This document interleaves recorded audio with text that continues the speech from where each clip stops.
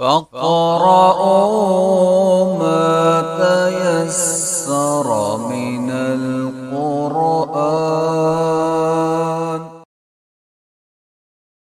أعوذ بالله من الشيطان الرجيم.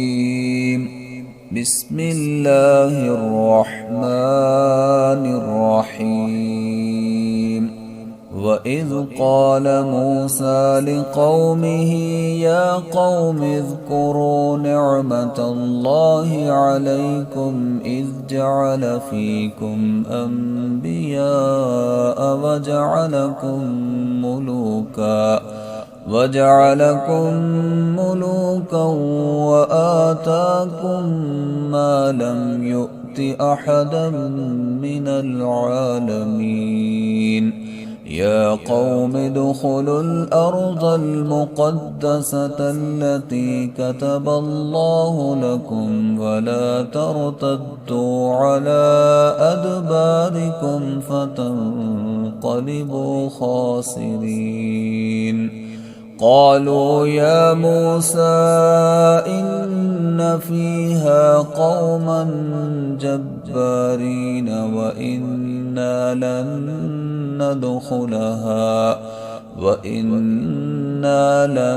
ندخلها حتى يخرجوا منها فإن يخرجوا منها فإنا داخلون. قال رجلان من الذين يخافون أنعم الله عليهم ادخلوا عليهم الباب فإذا دخلتموه فإنكم غالبون وعلى الله فتوكلوا إن كنتم مؤمنين. قالوا يا موسى إنا لن ندخلها أبدا ما داموا فيها فاذهب أنت وربك فقاتلا إنا هاهنا قاعدون.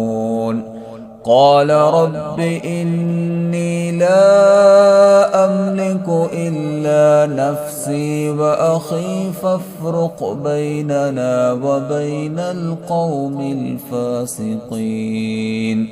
قال فإنها محرمة عليهم 40 سنة يتيهون في الأرض فلا تأس على القوم الفاسقين.